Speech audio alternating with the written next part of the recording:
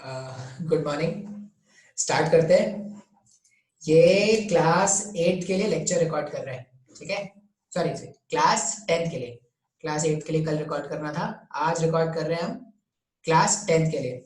और क्लास 10 में मैंने स्टार्ट क्या कर दिया है, क्लास 10 में मैंने स्टार्ट कर दिया है magnetic effect. Magnetic effect of current. ये मैंने क्या किया था, ये चैप्टर मैंने स्टार्ट किया है। अब मैग्नेटिक इफेक्ट ऑफ करंट में मैंने अभी तक आपको बता दिया था ऑस्टर्ड एक्सपेरिमेंट। मैंने आपको सबसे पहले क्या बताया था, ऑस्टर्ड एक्सपेरिमेंट। अब ये ऑस्टर्ड एक्सपेरिमेंट क्या है, ऑस्टर्ड ने एक्सपेरिमेंट किया था जिसके बाद से ऑस्टर्ड ने ये कंक्लूजन बताया कि अगर एक करंट कैरिंग कंडक्टर है तो उसके आसपास मैग्नेटिक फील्ड डेवलप हो जाता है। मैग्नेटिक फील्ड डेवलप हो जाता है मतलब एक मैग्नेटिक कंपास या एक मैग्नेटिक निडल जो होगा वो डिफ्लेक्शन सफर करेगा, ठीक है। ऑस्टर्ड एक्सपेरिमेंट के बाद दो साइंटिस्ट थे, दोनों ने अलग अलग काम किया था, बायट और सैवर्ट। बायट सैवर्ट्स लॉ। अब बायट सैवर्ट्स लॉ में हमने क्या देखा था कि अगर एक करंट कैरिंग कंडक्टर इस तरह से, और इस करंट कैरिंग कंडक्टर के कारण अगर मुझे किसी भी पॉइंट पी पर मैग्नेटिक फील्ड का स्ट्रेंथ जानना है, तो यहाँ पर हमने क्या बताया था, हमने बोला था ये करंट है, मान लो ये करंट आई कैरी कर रहा है। यहाँ पे जो करंट का छोटा सा लेंथ होता है उसको बोलते हैं करंट एलिमेंट डीएल, और करंट एलिमेंट और इन दोनों को ज्वाइन करने वाला जो लाइन था उसको बोला था आर, और ये जो एंगल यहाँ पर फॉर्म होता है उसको बोलते हैं थीटा। अब बायट सैवर्ट्स लॉ क्या बोलता है कि इस करंट एलिमेंट डीएल, ये जो करंट एलिमेंट डीएल है, डीएल के कारण पॉइंट पी पे जो फील्ड बनता है डीबी, बी का मतलब होता है मैग्नेटिक फील्ड, ठीक है, और डीबी का मतलब होता है small magnetic field, small magnetic field. अब अगर मुझे स्मॉल मैग्नेटिक फील्ड का वैल्यू जानना है तो ये जो डीबी है, डीबी को कैलकुलेट कैसे करेंगे, म्यू नॉट आई, म्यू नॉट आई, एक तो डायरेक्ट रिलेशन आता है, हम सीधा फॉर्मूला लिख देते हैं, mu naught I upon 4 pi, mu naught I upon 4 pi sine theta upon r square. ऐसा कुछ आया था क्या, mu naught I sine theta upon 4 pi r square, ये आया था ना। एक मिनट चेक कर लेते हैं, म्यू नॉट बाई 4 पाई, अच्छा I dl sine theta, sorry, mu naught by 4 pi I dl sine theta upon r square, ये मेरे पास डीबी का फॉर्मूला आया था। अब इस फॉर्मूला में याद क्या रखना है सर, तो ये फॉर्मूला सीधा सीधा याद रखना है। अभी इसमें एक सिंपल सा क्वेश्चन मैं आपको बता देता हूँ, ठीक है। अगर ये फॉर्मूला याद रहेगा तो आप क्वेश्चन आराम से कर सकते हो। क्वेश्चन क्या है, ऐसा क्वेश्चन बोला गया है, इसको इरेज कर देते हैं, थोड़ा क्वेश्चन के लिए जगह बनाते हैं। ऐसा बोला गया है कि इनफाइनाइट ऐसा करंट कैरिंग वायर है, ठीक है, इनफाइनाइट करंट कैरिंग वायर है। थोड़ा अच्छा डायग्राम बनाते हैं, हट जा हट जा।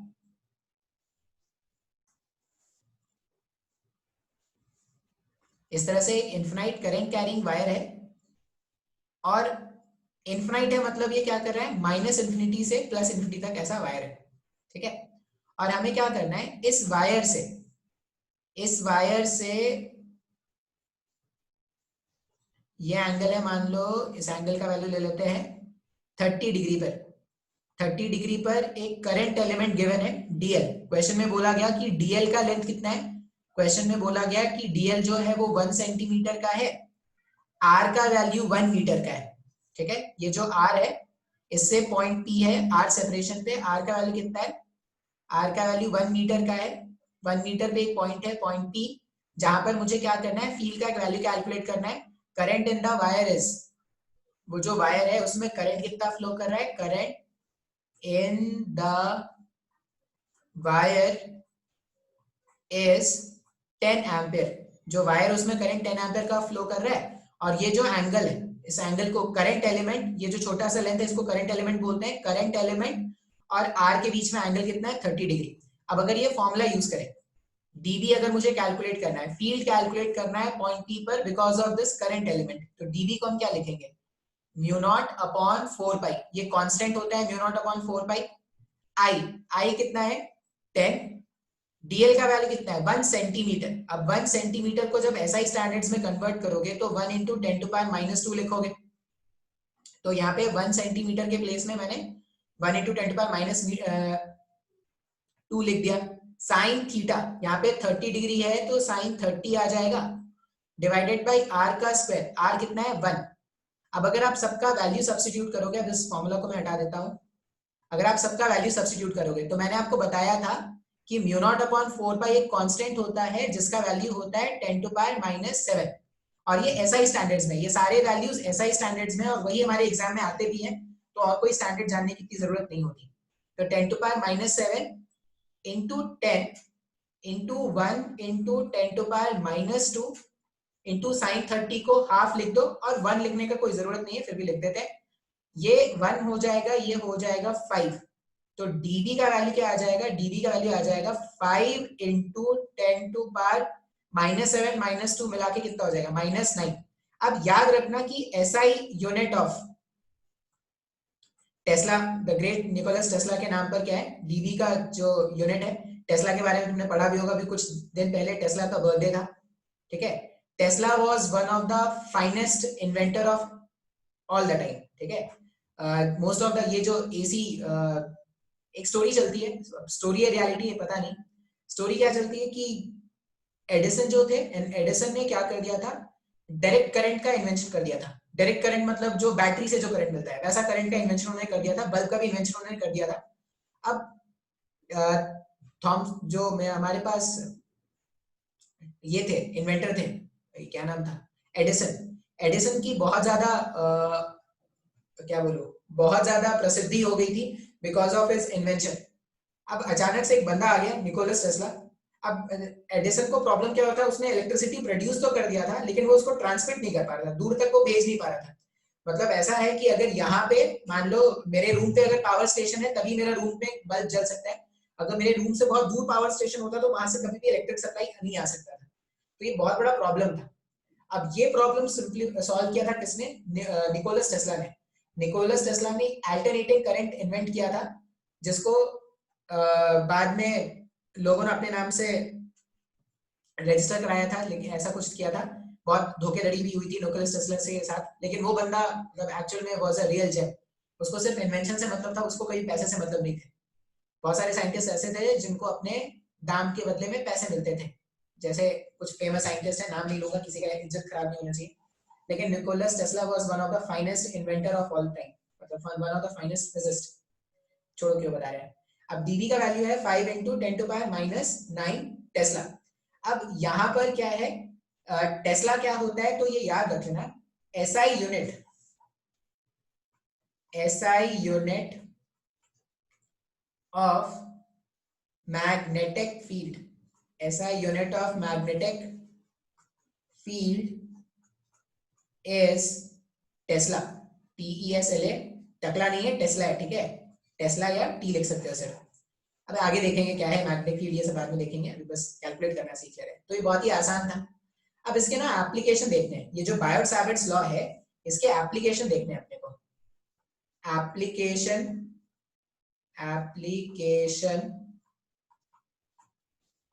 Of Biot Savart's law.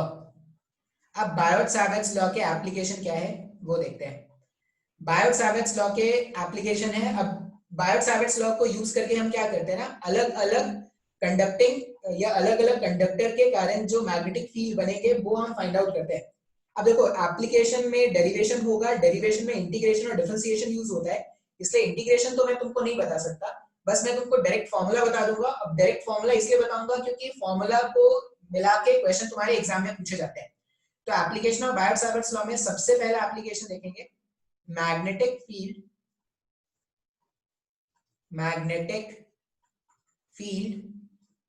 because of a straight finite current carrying conductor।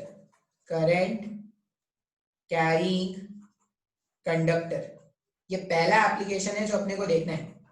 Magnetic field calculate करेंगे because of a straight finite current carrying conductor. इसका क्या मतलब है, मान लो इस तरह से एक हमारे पास करंट कैरिंग कंडक्टर है, स्ट्रेट है, फाइनाइट है, ठीक है, स्ट्रेट भी है और फाइनाइट भी है। फाइनाइट मतलब इसका जो लेंथ है वो मेजर किया जा सकता है, और करंट कैरिंग है मतलब इसमें कुछ ना कुछ करंट फ्लो कर रहा है, मान लो I amount of current flow कर रहा है।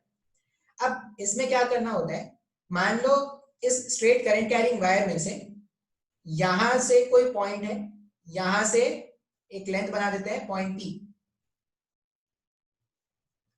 मान लो यहां से कोई तो डी सेपरेशन पर, ये करंट कैरिंग वायर से कोई तो डी सेपरेशन पर एक पॉइंट है, पॉइंट पी। ये डायग्राम याद रखना होगा और जो फॉर्मूला लिखूंगा वो याद रखना है।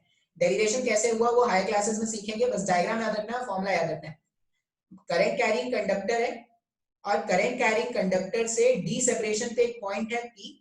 अब मुझे क्या करना है, we are required to calculate magnetic field.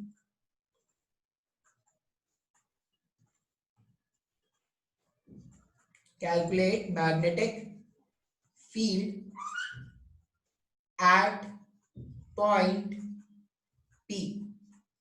Calculate magnetic field at point P because of current carrying conductor. Because of current carrying conductor. ठीक है, ये जो करंट कैरिंग कंडक्टर है इसके कारण मुझे क्या करना है, पॉइंट पी पर फील्ड का वैल्यू कैलकुलेट करना है। अब कैसे सॉल्व करेंगे, फॉर्मूला क्या होता है, तो इसमें हम बताते हैं एंगल के टर्म्स में फॉर्मूला। हम क्या बोलेंगे कि ये जो करंट कैरिंग का एलिमेंट का ये वाला एंड है, इसने कुछ एंगल फॉर्म किया है, और ये जो दूसरा एंड है ये भी क्या करेगा, कुछ एंगल फॉर्म करेगा। अब अगर ये एंगल्स, ये जो एंगल है, मान लो ये एंगल का वैल्यू है θ1, यहां से यहाँ जो एंगल फॉर्म हो रहा है उसका वैल्यू है मान लो θ1, और यहां से जो यहाँ एंगल फॉर्म हो रहा है उसका वैल्यू है θ2। अब फॉर्मूला क्या होता है, आपको सिर्फ फॉर्मूला याद रखना है, ये डायग्राम याद रखना है और ये फॉर्मूला याद रखना है। फॉर्मूला ऐसा होता है, मैग्नेटिक फील्ड B जो है वो होगा mu naught I upon 4 pi d, mu naught I upon 4 pi d sine θ1 minus sine θ2, mu naught I upon 4 pi d sine θ1 minus sine θ2। ठीक है, डेरिवेशन है नहीं, सिर्फ फॉर्मूला याद रखना है अपने को। θ1 θ2, सॉरी ये θ2 नीचे वाला एंगल था, नहीं, थोड़ा सा चेंज कर लो, ये θ1 ले लो। स्टैंडर्ड रिजल्ट रखते हैं, फालतू का कंफ्यूजन नहीं करेंगे। ये एंगल θ1 है और दिस एंगल इज θ2। ये डायग्राम याद रखना है, डेरिवेशन अभी हमारे सिलेबस में है नहीं, तो हम क्या करेंगे, ये डायग्राम याद रखेंगे और ये रिजल्ट याद रखेंगे। रिजल्ट क्या है, mu naught I upon 4 pi d sine θ1 minus sine θ2। ऐसा कोई डेरिवेशन, अगर आपको इंटीग्रेशन आता है तो डेरिवेशन का मुश्किल नहीं है, जनरली मैं फॉर्मूला याद ही रखता, मैं तो डेरिवेशन पे विश्वास रखता हूँ। तो इसलिए अभी के लिए आपको क्या करना पड़ेगा, ये फॉर्मूला याद रखना पड़ेगा। अब इसके कुछ स्पेशल केसेस होते हैं, इस फॉर्मूला के क्या होंगे, कुछ स्पेशल केस होंगे। ठीक है, तो ये डायग्राम याद रख लिया, अब उसमें देखते हैं special case for this formula. Some special case, some special case. Some special case में सबसे पहला केस है magnetic field, magnetic field due to infinite, due to infinite current carrying conductor. ठीक है, जो फॉर्मूला हमने डिराइव किया था उसका एक एप्लीकेशन देख रहे हैं। एप्लीकेशन है magnetic field due to infinite current carrying conductor. अब इनफाइनाइट करंट कैरिंग कंडक्टर का मतलब हो जाएगा माइनस इन्फिनिटी से प्लस इन्फिनिटी तक एक्सटेंड कर रहा है। ठीक है, तो ये ऐसे नीचे भी एक्सटेंड कर रहा है और ये ऐसे ऊपर भी एक्सटेंड कर रहा है, और हमसे बोला गया है इस इनफाइनाइट करंट कैरिंग कंडक्टर से, इनफाइनाइट करंट कैरिंग कंडक्टर से डी सेपरेशन पर कोई पॉइंट है, इनफाइनाइट करंट कैरी कंडक्टर से डी सेपरेशन पे कोई पॉइंट है P, जहां पर फील्ड कैलकुलेट करना है। अब अगर आप ध्यान से देखोगे तो जो फॉर्मूला था मेरे पास फील्ड का, D इक्वल्स टू था mu naught I 4 pi D sine θ1 minus और साइन θ2, ऐसा ही कुछ था क्या? अच्छा, पहले जो मैंने डायग्राम बनाया था उसमें ये लेंथ यहाँ से यहाँ तक था, यहाँ पे ये एंगल θ2 रखा था। मान लो मैं लेंथ को इंक्रीज करता जाऊं तो ये एंगल भी इंक्रीज हो रहा है क्या? जितना बड़ा लेंथ का वायर होगा ये एंगल जो सेप्टेंट होगा पॉइंट पी पर वो भी इंक्रीज हो रहा है। अब अगर ये लेंथ बहुत ज्यादा है, टेंडिंग टू इंफिनिटी है, तो ये एंगल जो होगा वो टेंडिंग टू 90 डिग्री हो जाएगा क्या? अगर ये जो लेंथ है वो बहुत ज्यादा है तो ये एंगल भी टेंडिंग टू 90 डिग्री हो जाएगा। इसका मतलब क्या याद रखेंगे? For infinite wire, for infinite wire θ1 equals to θ2 equals to 90 degree. अब θ1 और θ2 दोनों अगर मैं 90 रख दूं तो b का वैल्यू क्या हो जाएगा? b का वैल्यू हो जाएगा mu naught I divided by 4 pi d sine of 90। यहाँ पे प्लस आता है क्या? प्लस आएगा तभी आंसर आएगा, प्लस होता होगा भाई यहाँ पे। सॉरी ये प्लस है, फॉर्मूले में प्लस है यहाँ पे, ये पीछे भी चेंज कर लेना। फॉर्मूले में sin θ1 प्लस sin θ2 होगा, तो sin 90 प्लस, अब यहाँ पर भी क्या हो जाएगा? प्लस में sin 90। ये sin 90 का वैल्यू 1 और इस वाले sin 90 का वैल्यू 1। तो जब आप वैल्यूज पुट करोगे तो b का वैल्यू आपके पास ऐसा आ जाएगा mu naught I divided by 2 pi D. अब जो पहले फॉर्मूला जो था ना, ये वाला जो फॉर्मूला था जिससे मैं ये फॉर्मूला फाइंड आउट कर रहा हूँ, इससे ज्यादा इंपॉर्टेंट ये फॉर्मूला होगा तुम्हारे सिलेबस के लिए। तुम्हारे सिलेबस के हिसाब से इस वाले फॉर्मूले पे ज्यादा क्वेश्चन पूछते हैं रादर देन इस वाले फॉर्मूले पे, ठीक है? अब ये तो मेरे पास हो गया केस 1 या एप्लीकेशन 1। मान लो इसका एप्लीकेशन अगर मुझे ऐसा बनाना था, इसका सेकंड एप्लीकेशन अगर देखते हैं, अभी क्या था? वायर इधर से भी इनफिनाइट था, इधर से भी इनफिनाइट था। अब कभी कभी ऐसा केस मिलेगा आपको, केस 2 क्या मिलेगा? केस 2, केस 2 ऐसा है कि ये जो वायर है वो इनफिनाइट तो है, वायर इनफिनाइट तो है, लेकिन वो सिर्फ एक डायरेक्शन से इनफिनाइट है। मतलब जो पॉइंट पी है ना, वो डी सेपरेशन पर यहां से है, यहां से डी सेपरेशन पे एक पॉइंट है पी, जिसके कारण मुझे क्या करना है? पी कैलकुलेट करना है। अब यहां पर देखोगे तो for infinite wire, for infinite wire along one side, along one side, अगर सिर्फ एक साइड से वो इनफाइनाइट है तो यहां पर क्या हो जाएगा? θ2 जो है वो 90 के बराबर है, लेकिन θ1 जो होगा वो 0 के बराबर होगा। तो हम अगर b का फॉर्मूला यूज करें, b का फॉर्मूला होता है mu naught I divided by 4 pi d sine θ1 plus sine θ2। Sine 0 का वैल्यू 0 होता है तो ये 0 हो जाएगा, साइन 91, तो यहाँ पे b का वैल्यू कितना हो जाएगा? b का वैल्यू हो जाएगा mu naught I divided by 4 pi D. अब बेसिकली अगर स्ट्रेट करंट कैरिंग वायर बोलूं तो ये 3 फॉर्मूलाज है जिसपे काम करेंगे। सबसे पहले आपको याद क्या रखना है, ये आप स्क्रीन पॉज करके नोट कर लेना। सबसे पहले तो आपको ये डायग्राम याद रखना है, ये डायग्राम, और इससे अगर डी सेपरेशन पे, ये इसका मिड पॉइंट नहीं है, याद रखेंगे ये इसका मिड पॉइंट नहीं था। जैसे मैंने जो डायग्राम बनाया ना उसमें ये इसका मिड पॉइंट नहीं है, अगर मिड पॉइंट होता तो ये एंगल और ये एंगल सेम होता। मान लो अगर इस डायग्राम के हिसाब से मुझे पॉइंट पी पर अगर फील्ड कैलकुलेट करना है, तो ये डायग्राम में ये angle is θ2 and this angle is θ1, तो यहाँ पे फील्ड का वैल्यू क्या लिखोगे? Mu naught I divided by 4 pi d sine θ1 plus sine θ2। ये डायग्राम का ये फॉर्मूला है। फिर अगर डायग्राम ऐसा है, इनफिनाइट वायर है अगर हमारे पास, इस तरह इधर बना देते हैं, अगर इनफिनाइट वायर है, इधर से भी इनफिनाइट और इधर से भी इनफिनाइट, और अपने को फिर से डी सेपरेशन पे कोई पॉइंट है पी जहां पर फील्ड कैलकुलेट करना है, तो यहाँ पे फील्ड का फॉर्मूला हो जाएगा mu naught I divided by 2 pi D. सबसे ज्यादा इंपॉर्टेंट यही फॉर्मूला है।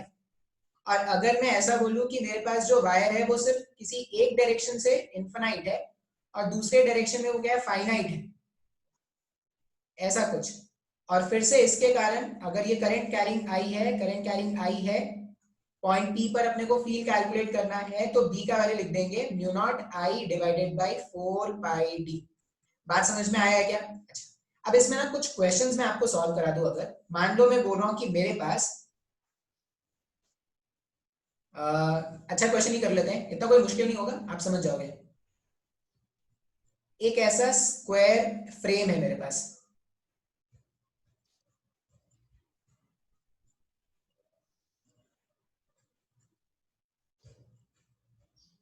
स्क्वायर फ्रेम अभी नहीं लेते हैं, स्क्वायर फ्रेम के लिए डायरेक्शन बताना पड़ेगा, डायरेक्शन बाद में पहले सिखाएंगे।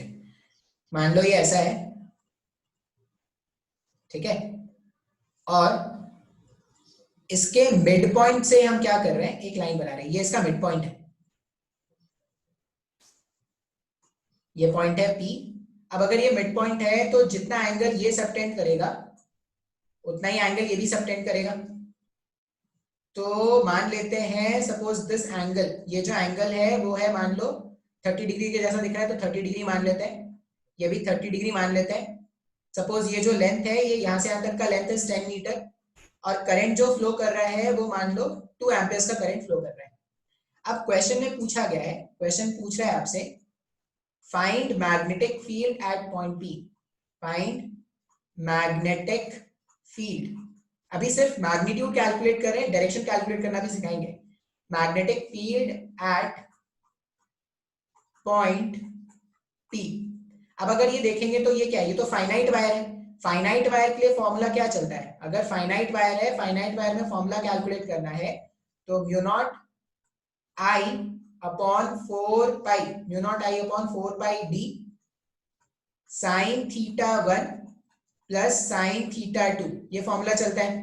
म्यू नॉट बाई 4 पाई, इस म्यू नॉट बाई 4 पाई का वैल्यू क्या लिखेंगे, mu naught by 4 pi is 10 to power -7। I का वैल्यू कितना है यहाँ पे क्वेश्चन के हिसाब से, I का वैल्यू है 2। करंट कितना है, करंट हमारे सॉरी D का वैल्यू इज 10, और sine theta 1 plus sine theta 2, sine 30 plus sine 30, sine 30 plus sine 30, sine 30 भी हाफ और ये भी हाफ, हाफ प्लस हाफ ये 1 हो जाएगा क्या, तो B जब आप सिंप्लीफाई करोगे तो ये हो जाएगा 1/5, या इसको ऐसा रख देते हैं 2 इंटू 10 टू पावर -8, ये 10 को इधर भेज दिया तो 10 to power -8, sine 30 plus sine 30 क्या हो जाएगा, 1 हो जाएगा। तो ये मेरे पास आ जाएगा V का value is 2 into 10 to power -8 tesla. इस तरह से क्या करेंगे, V का वैल्यू फाइंड आउट करेंगे। तो अगर आपको ये फॉर्मूला याद है तो बहुत ही आसान होगा, फॉर्मूला ही नहीं याद है तो आपको मुश्किल होगा, ठीक है। और एनटीएससी में डायरेक्टली क्वेश्चन पूछे जाते हैं फॉर्मूला को मिला के, ठीक है। आपको सिर्फ फॉर्मूला याद रखना है, अगर आप फॉर्मूला याद रखते हो तो क्वेश्चन आप इजीली सॉल्व कर पाओगे। अब इसमें और भी क्वेश्चन बताएंगे, लेकिन पहले आपको ये सिखा देते हैं कि डायरेक्शन कैसे फाइंड करना है। तो नेक्स्ट में लिखेंगे direction of magnetic field, direction of magnetic field due to a current carrying wire, due to a current carrying wire. एक करंट कैरिंग वायर के कारण मैग्नेटिक फील्ड का डायरेक्शन कैसे कैलकुलेट करना है ये देखते हैं। जैसे मैंने बोला कि मेरे पास क्या है, एक इस तरह से करंट, इस तरह से एक करंट कैरिंग वायर है, ठीक है, और इस करंट कैरिंग वायर के कारण, इस करंट कैरिंग वायर के कारण कोई तो पॉइंट P होगा जहां पर फील्ड होगा। अब इस करंट कैरिंग वायर के कारण ना मुझे क्या करना है, P पॉइंट पर फील्ड का मैग्नीट्यूड, मैग्नीट्यूड निकालने तो मैंने फॉर्मूला देख लिया। अब P पॉइंट पर फील्ड का डायरेक्शन कैसे फाइंड करेंगे, तो उसके लिए क्या करना है, उसके लिए अपने को सीखना है राइट हैंड थंब रूल। हम क्या सीखने वाले हैं, राइट हैंड थंब रूल। अब राइट हैंड थंब रूल ये क्या होता है, तो राइट हैंड, अपने राइट हैंड का थंब यूज करना है डायरेक्शन को फाइंड आउट करने के लिए। अब बहुत ही आसान रूल है, क्या करना है सर इसमें, आप क्या करो, अपने राइट हैंड, अब अपने को पहचानना पड़ेगा कि हाँ भाई मेरा अपना राइट हैंड कौन है। ऐसा नहीं कि सर मेरा राइट हैंड तो मुन्ना माइकल है सर, अपना राइट हैंड, अपना राइट हैंड, ठीक है। तो अपना राइट हैंड, अब क्या करोगे, राइट हैंड थंब रूल कैसे यूज करना है, तो जो भी हमारा राइट हैंड है, राइट हैंड के थंब को, राइट हैंड के थंब को आपको क्या करना है, करंट के डायरेक्शन में, मान लो ये राइट हैंड था, ये राइट हैंड का थंब है, ठीक है, तो मैंने क्या कर दिया, ये राइट हैंड के थंब को करंट के डायरेक्शन में ऐसे प्लेस कर दिया। आपको भी ऐसे ही प्लेस करना है, जब भी डायरेक्शन फाइंड आउट करने आए आप क्या करना, अपने राइट हैंड के थंब को करंट के डायरेक्शन में प्लेस कर दो। अब जो बाकी बची हुई उंगलियां होंगी उनसे कोशिश करो कि इस कंडक्टर को ग्रैब किया जाए, कंडक्टर को ग्रैब किया जाए मतलब क्या है, जो बाकी बची हुई उंगलियां होंगी वो कुछ ऐसी होंगी क्या, मेरा पेंटिंग बहुत बुरा है, ठीक है, तो you have to adjust with the painting, ऐसा कुछ। ये राइट हैंड है, राइट हैंड के थंब को क्या करेंगे, करंट के डायरेक्शन में अलाइन कर देंगे, और ये जो बाकी बची हुई उंगलियां है ना, उससे क्या करेंगे, इसको ग्रैब करने की कोशिश करेंगे। ये जो कंडक्टर है इसको ग्रैब करने की कोशिश करेंगे। अब जब आप इसको ग्रैब करोगे तो आप ऐसा इमेजिन करो कि आप क्या करोगे, जब फिंगर्स को कर्ल करोगे, जब आप फिंगर्स को घुमाओगे ऐसा, तो अगर ये जो व्हाइट बोर्ड होता है या जिस भी प्लेन में आप करो, अगर वो मान लो अंदर जा सकता था, तो आपका थंब का जो डायरेक्शन था वो पी पॉइंट पर अंदर जाता, क्या पी पॉइंट पर अंदर जाता, और ग्रैब करने के लिए जब आप इधर से अंदर जाओगे तो इधर से बाहर निकलोगे क्या। अभी क्रॉस और डॉट का मतलब क्या है सर, तो इसके लिए हमें सीखना होता है एरो रूल, इसके हम सीखेंगे एरो रूल। अब एरो रूल क्या है, एरो देखा होगा आपने, इस तरह का होता है क्या कुछ एरो। अब मान लो एरो तुम्हारी तरफ आ रहा है, मान लो मैंने तुमको एरो मारा, तो एरो एरो अगर तुम्हारी तरफ आ रहा है तो एरो का टिप दिखेगा क्या तुमको, लेकिन अगर मैंने एरो चलाया है तो मुझे एरो का क्रॉस दिखेगा क्या। ये क्रॉस का मतलब होता है into the plane, into the plane मतलब तुमसे दूर, इनटू द प्लेन। जैसे यहाँ पर देखो मुझे क्रॉस दिख रहा था, तो एरो मुझसे दूर जा रहा है क्या, तो मुझसे दूर जा रहा है मतलब प्लेन के अंदर, प्लेन के अंदर जो मेरा जो राइट हैंड का फिंगर्स होगा वो प्लेन के अंदर जा रहा है, तो उसको लिख दिया इनटू द प्लेन। और इस साइड में अगर देखोगे, दूसरे साइड में अगर देखोगे तो प्लेन से बाहर आ रहा है, तो इसको लिखेंगे आउट ऑफ द प्लेन। बात समझ में आ रहा है क्या। तो आपको डायरेक्शन फाइंड आउट करने के लिए क्या करना पड़ेगा, जो भी करंट कैरिंग कंडक्टर है उसके अलोंग अपने थंब को प्लेस कर दो। ये रूल आप जैसा मैं बोल रहा हूं वैसा लिख लेना, जो भी करंट कैरिंग कंडक्टर है उसके अलोंग आप क्या करना, अपने थंब को प्लेस कर देना। थंब को प्लेस करने के बाद जो बची हुई उंगलियां हैं, पता नहीं तुम्हें दिख रहा है कि नहीं, ये जो मान लो ये करंट कैरिंग वायर था ऐसे, तो थंब को ऐसे प्लेस कर दिया, इसके अलोंग प्लेस कर दिया, और जो बची हुई उंगलियां उनको ऐसे घुमाना है, उसको घुमा के इसको क्या करना है, ग्रैब करने की कोशिश करना है। अब देखो अगर तुम इसको ग्रैब करने की कोशिश करोगे तो यहाँ से अंदर जाओगे, प्लेन के अंदर जाओगे, और यहाँ से प्लेन से बाहर आओगे, तो इसी को क्या बोलते हैं, राइट हैंड थंब रूल। तो यहाँ पर मान लो पी पॉइंट पर मुझे मैग्नेटिक फील्ड का डायरेक्शन अगर जानना होता तो वो इनटू द प्लेन था, लेकिन अगर क्यू पॉइंट पर मुझे मैग्नेटिक फील्ड का डायरेक्शन जानना होता तो प्लेन से बाहर, मेरे से प्लेन से बाहर मतलब स्क्रीन से बाहर निकल के मेरी तरफ आता। अब ये क्रॉस ना तुमने और जगह देखा होगा, इसका मतलब तुमको और अच्छे समझ में आएगा। कभी भी अगर ट्रेन चढ़े होगे लॉकडाउन से पहले, ट्रेन में स्टेशन में वेट कर रहे हैं कि कब आएगी ट्रेन, कब आएगी ट्रेन, कोई ट्रेन आई प्लेटफॉर्म में और वो जा रही है, वो जो ट्रेन का जो लास्ट वाला कंपार्टमेंट होता है, एकदम लास्ट वाला कंपार्टमेंट, उसमें अगर आपने नोटिस किया होगा ना, तो आपको एक इस तरह से क्रॉस बना हुआ मिलेगा। ये ट्रेन ऐसे जा रही थी, अंदर जा रही है, ट्रेन का जो आखिरी वाला कंपार्टमेंट होता है उसमें इसको आपको क्रॉस जाता हुआ मिलेगा। अब क्रॉस का मतलब क्या होता है कि ट्रेन तुमसे दूर जा रही है, इसलिए वो क्रॉस बना हुआ है। बात समझ में आ रहा है क्या। तो अगर कभी भी मैं बनाऊं एरो, जैसे अगर मैं लिखूं डॉट, डॉट का मतलब है प्लेन से बाहर, मेरी तरफ, प्लेन से बाहर मतलब मेरी तरफ, और क्रॉस का मतलब है प्लेन के अंदर। अब ऐसा क्यों यूज करते हैं, क्योंकि हमारा जो व्हाइट शीट है वो 2 डायमेंशनल है, और इसका जो डायग्राम होता है, जैसे ये करंट कैरिंग वायर था, तो यहाँ पे फील्ड का डायरेक्शन क्या था, यहाँ पे फील्ड का डायरेक्शन प्लेन के अंदर है, और यहाँ पर फील्ड का डायरेक्शन प्लेन के बाहर है। मान लो अगर करंट कैरिंग वायर ऐसा होता, ठीक है, अभी ऐसा कुछ है, तो आप ऐसा कुछ प्लेस करते, तो इस केस में अगर आपको ग्रैब करना होता तो यहाँ से आप अंदर जाते और यहाँ से आप क्या आते, बाहर आते।